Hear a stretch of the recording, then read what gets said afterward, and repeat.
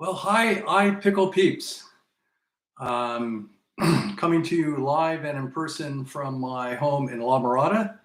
I really wish that I could be there with you on the courts today, but I'm sure that you had a wonderful experience in working with the various court facilitators in guiding you to strengthen your proficiency at hitting effective and consistent ground strokes.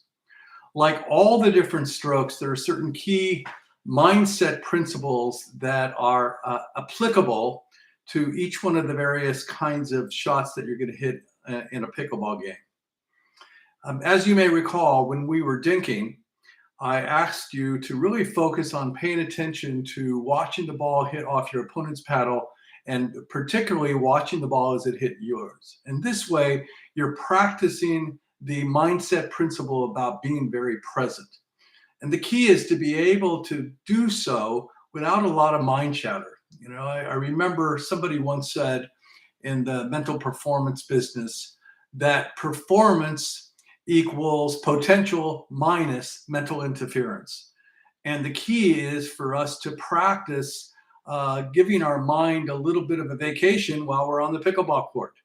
That's not to say that you can't be strategic, and it's not to say that you can't be intentional about hitting particular shots. But the key here is letting go of overly thinking so you can simply respond. Less is more. So less effort becomes more effective. Less thinking gives you more space to be able to be creative and responsive and be able to do so in nanoseconds.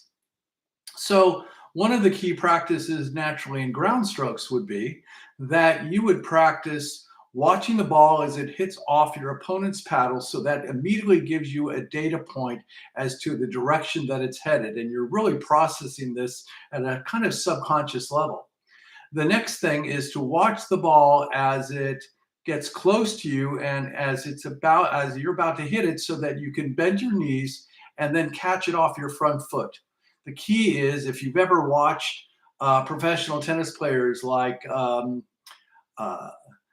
let's say, Federer, if you see a close up of Roger Federer hitting a ground stroke, literally at the moment he's hitting, his head is right down, watching the tennis racket as it passes through hitting the ball. So it literally looks like his head is behind the ball.